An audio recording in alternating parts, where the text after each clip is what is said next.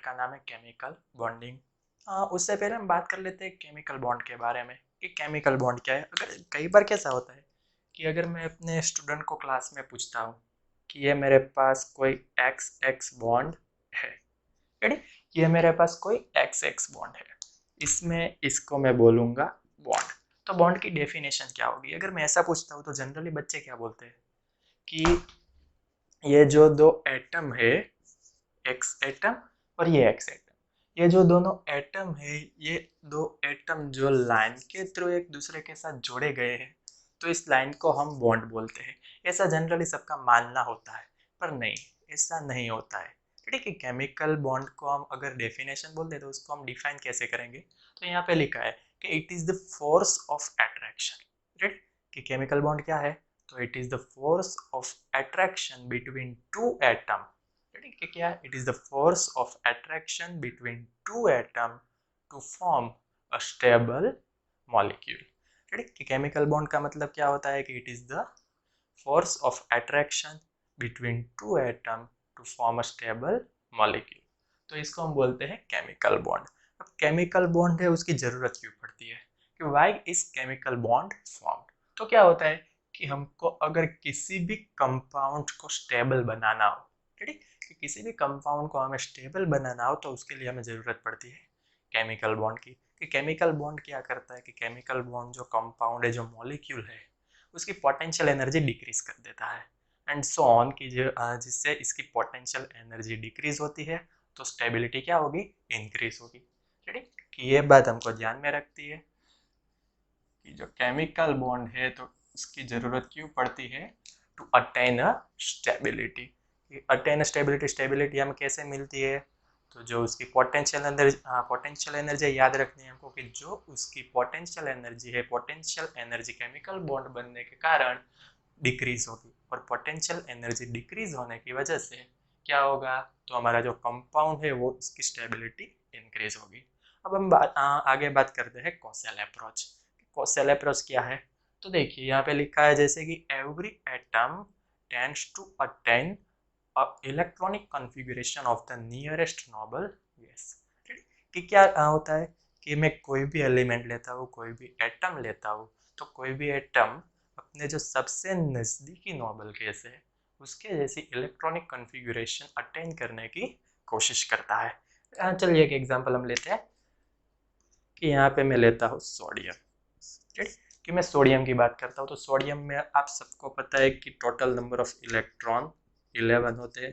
देखिए sodium is the total number of 11 electrons. अगर हम इसकी इलेक्ट्रॉनिक कॉन्फ़िगरेशन लिखते हैं तो electronic configuration of the sodium will be 1s2 2s2 2p6 3s1। ये क्या है? तो electronic configuration of the sodium. तो देखिए हम अगर नियॉन की इलेक्ट्रॉनिक कॉन्फ़िगरेशन लिखते हैं तो नियॉन में टोटल नंबर ऑफ 10 इलेक्ट्रॉन्स है, उसकी इलेक्ट्रॉनिक कॉन्फ़िगरेशन कैसी रहेगी? तो 1s2 2s2 2p6। रेडी, कि ये हमने सोडियम की इलेक्ट्रॉनिक कॉन्फ़िगरेशन लिखी, ये हमने नियॉन की लिखी। आपको पता ही होगा कि नियॉन है तो वो नोबल गैस है। कि देखिए यहाँ पे 2p6, यहाँ पे 2p6 के बाद कौन सा एक इलेक्ट्रॉन है? 3s1 वाला। तो देखिए हमको अगर नियॉन के जैसी इलेक्ट्रॉनिक कॉन्फ़िगरेशन अटेन करने, नियॉन के जैसी इलेक्ट्रॉनिक कॉन्फ़िगरेशन हमको प्राप्त करनी है, तो हमको क्या करना पड़ेगा? ये जो एक इलेक्ट्रॉन है, ये एक इलेक्ट्रॉन अगर मैं लूज कर देता हूँ, रेडी, कि ये एक इलेक्ट्रॉन में लूज कर देता हूँ तो क्या होगा? तो इलेक्ट्रॉनिक कॉन्फ़िगरेशन बन जाएगी सेम नियॉन के जैसी, की जो क्या है? नोबल गैस है। रेडी, ये ऐसा नहीं कि सिर्फ सोडियम ही ये करेगा, कोई भी एलिमेंट, पूरे पीरियोडिक टेबल का कोई भी एलिमेंट में लूंगा, क्योंकि उसकी जो स्टेबिलिटी है वो इंक्रीज करने के लिए वो क्या करेगा? तो जो नियरेस्ट नोबल गैस है उसके जैसी इलेक्ट्रॉनिक कॉन्फ़िगरेशन अटेन करने की कोशिश करेंगे। आइए और एक एग्जांपल लेते हैं क्लोरीन का। कि क्लोरीन है तो क्लोरीन में टोटल नंबर ऑफ इलेक्ट्रॉन्स है 17 and the electronic configuration of the chlorine will be 1s2 2s2 2p6 3s2 3p5 कि ये जो इलेक्ट्रॉनिक कॉन्फ़िगरेशन है वो है क्लोरीन की। रेडी? तो देखिए हम अगर क्लोरीन का नियरेस्ट कोई नोबल गैस लेते हैं तो वो है आर्गन की, जिसमें 18 इलेक्ट्रॉन्स है। Ready? argon has 18 electrons, so its electronic configuration will be 1s2 2s2 2p6 3s2 and 3p6। हमने देखा कि क्लोरीन में टोटल जो आउटर मोस्ट शेल है उसमें इलेक्ट्रॉन से 5 और आर्गन में है 6। यानी क्लोरीन को आर्गन के जैसी इलेक्ट्रॉनिक कॉन्फ़िगरेशन अटेन करनी होगी तो क्लोरीन क्या करेगा, तो एक इलेक्ट्रॉन गेन करेगा। कि क्लोरीन अगर एक इलेक्ट्रॉन गेन कर लेता है तो उसकी इलेक्ट्रॉनिक कॉन्फ़िगरेशन हो जाएगी आर्गन जैसी। तो बस यही है कोसेल्स अप्रोच। देखिए अगर हम सोडियम की केमिकल रिएक्शन की बात करते हैं तो सोडियम की केमिकल रिएक्शन कुछ इस तरह से बनेगी कि ये जो सोडियम है, तो देखिए यहाँ हमने देखा कि सोडियम एक इलेक्ट्रॉन लूज करता है और बनाता है नियॉन के जैसी इलेक्ट्रॉनिक कॉन्फ़िगरेशन। तो रिएक्शन में भी हमको क्या करने का है कि एक इलेक्ट्रॉन को लूज करना है। इस सोडियम है एक इलेक्ट्रॉन लूज करेगा तो ये बनाएगा sodium plus ion plus electron. Ready? वैसे ही अगर हम क्लोरीन की बात करते हैं तो क्लोरीन क्या करेगा, तो एक इलेक्ट्रॉन गेन करेगा, हमने देखा अभी, और ये बनेगा Cl माइनस आयन। अगर देखिए हम सोडियम की इलेक्ट्रॉनिक कॉन्फ़िगरेशन देखते हैं तो क्या होगा 1s2 2s2 2p6 3s1। Ready? और यहाँ पे Na प्लस की इलेक्ट्रॉनिक कॉन्फ़िगरेशन क्या होगी, तो ये रहेगी 1s2 2s2 2p6। रेडी? यानी कि ये इलेक्ट्रॉनिक कॉन्फ़िगरेशन एक तरह से हो गई नियॉन की।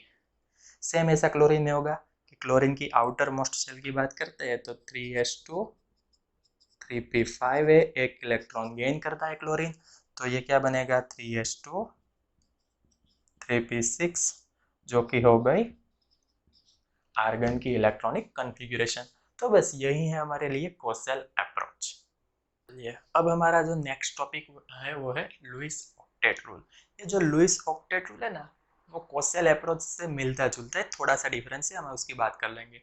तो लुईस ऑक्टेट रूल हम क्या बोलेंगे कि every molecule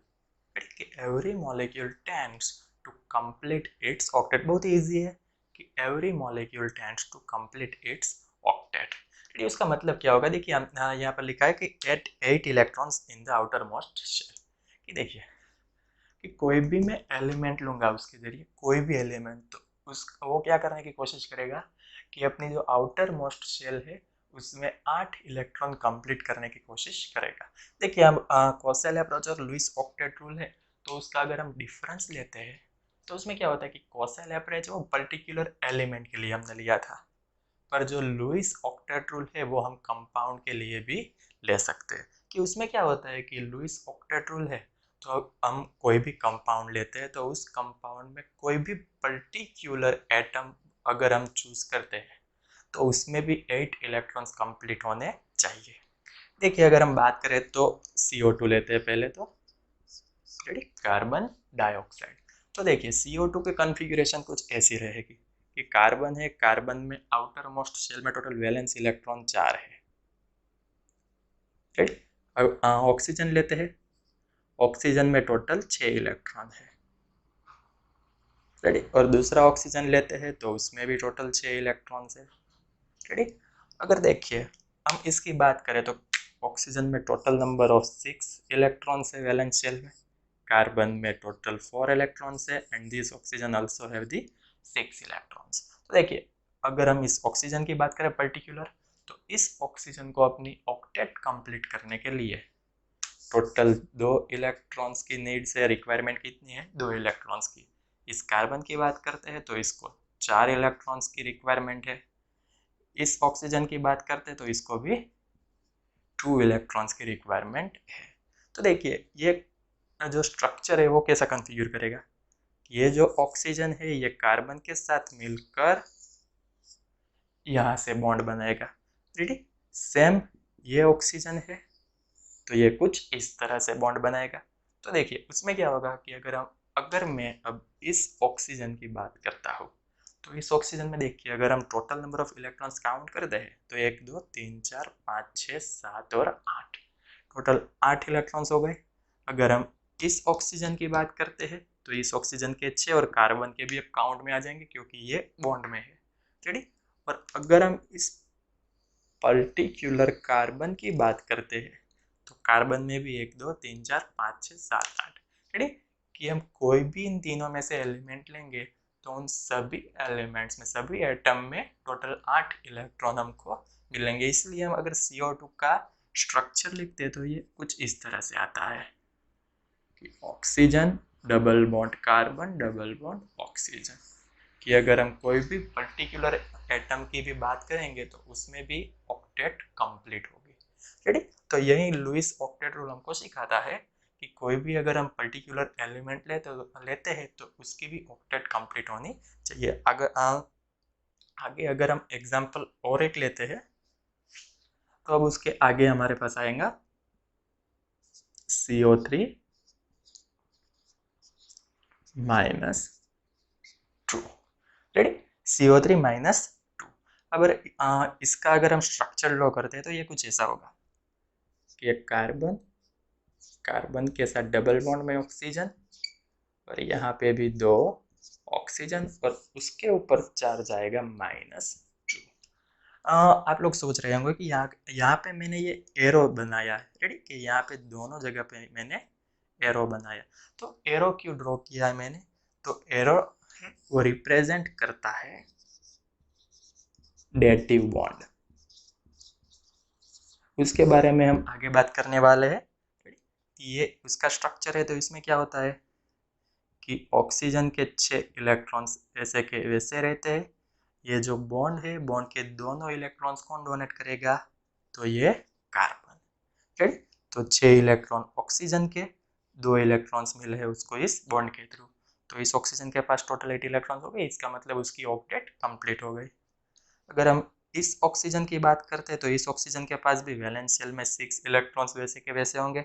2 electrons dative bond के जरिए ऑक्सीजन को मिले, तो टोटल 6 इलेक्ट्रॉन्स उसकी आउटर मोस्ट शेल में थे, 2 इलेक्ट्रॉन उसको मिले, टोटल 8 इलेक्ट्रॉन्स हो गए। अगर हम इस ऑक्सीजन की बात करते हैं तो इस ऑक्सीजन के पास ऑलरेडी कितने 6 इलेक्ट्रॉन्स थे जिसमें 2 बॉन्ड बनाने में गए, तो टोटल ये 6 इलेक्ट्रॉन्स, 2 इलेक्ट्रॉन्स कार्बन के और टोटल 8 इलेक्ट्रॉन्स, रेडी। तो यही ऑक्टेट रूल हमारे पास होता है कि कोई भी अगर हम पर्टिकुलर एलिमेंट लेते हैं कोई भी कंपाउंड में तो उसकी ऑक्टेट में ऐसे 8 इलेक्ट्रॉन कंप्लीट होने चाहिए।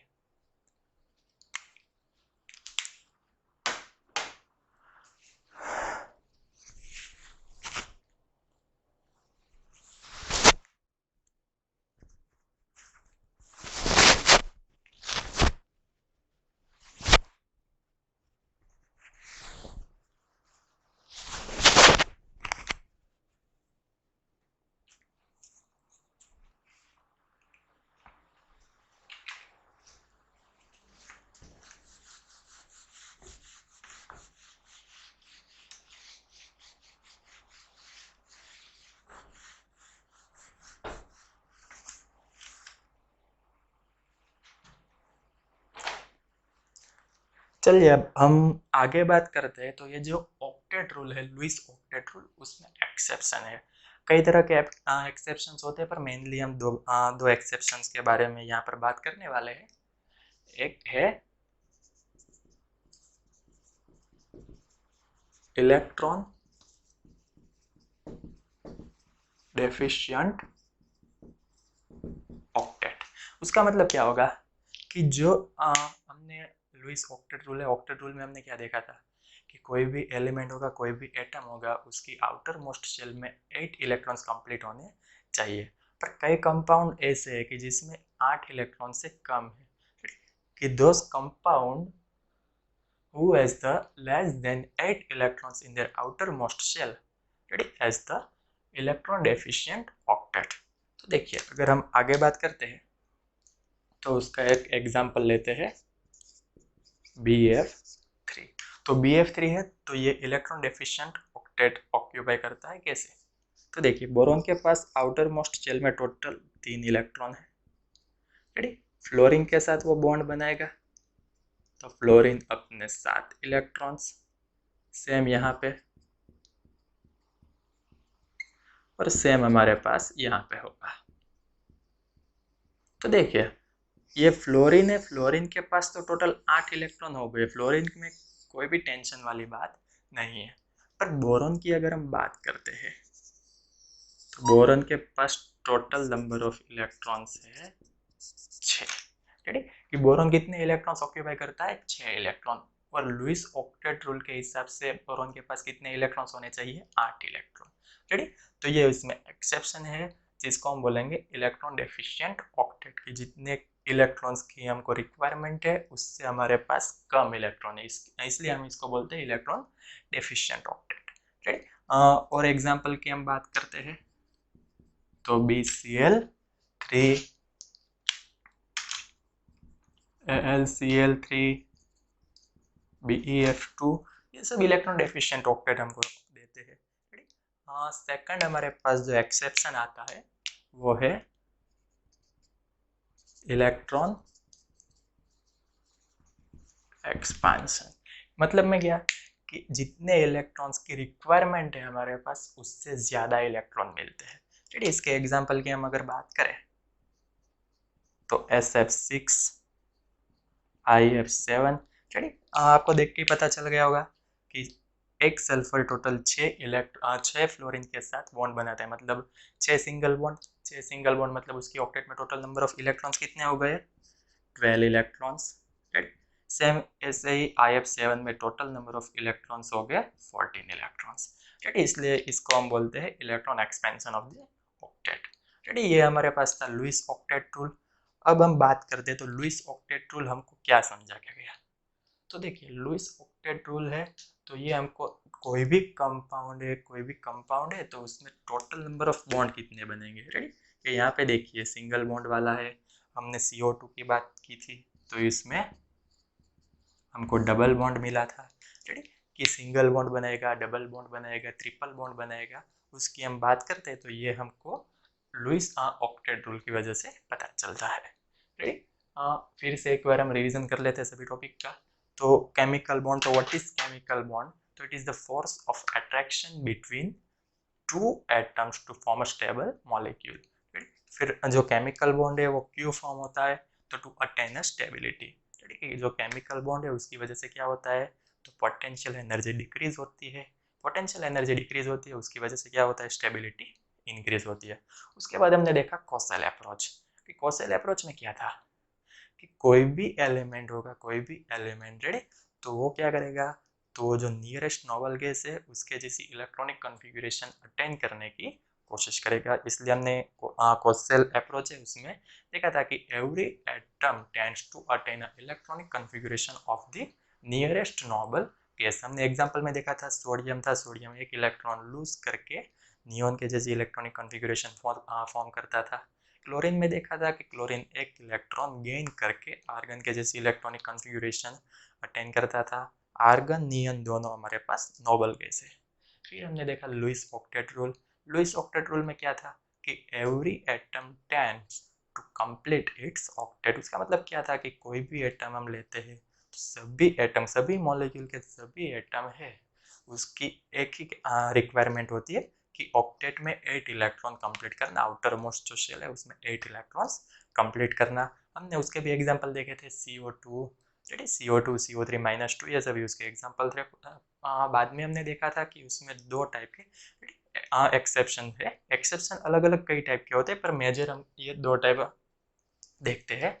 कि उसमें हमने देखा था पहला इलेक्ट्रॉन डेफिशिएंट ऑक्टेट, कि जिस कंपाउंड में जो ऑक्टेट है वो बेसिक रिक्वायरमेंट से कम इलेक्ट्रॉन्स होते हैं तो उसको हम इलेक्ट्रॉन डेफिशिएंट ऑक्टेट बोलते हैं। उसके एग्जांपल में देखा था BeF3, BCl3, AlCl3। फिर बाद में हमने देखा था electron expansion of the octet, कि जिस भी कंपाउंड में जो ऑक्टेट हो उसकी बेसिक रिक्वायरमेंट से ज़्यादा इलेक्ट्रॉन पोजेस करता हो तो उसको हम बोलेंगे electron expansion of the octet. जिसमें हमने एग्जांपल में देखा SF6, IF7। SF6 में 6 फ्लोरीन है तो 6 फ्लोरीन सल्फर के 6 इलेक्ट्रॉन्स के साथ मिलकर टोटल 12 इलेक्ट्रॉन्स के साथ 6 बॉन्ड बनाते हैं, तो ये उसको हम बोल सकते हैं कि electron expansion. The same way it will happens to the IF7 and it will occupy the total number of 14 electrons.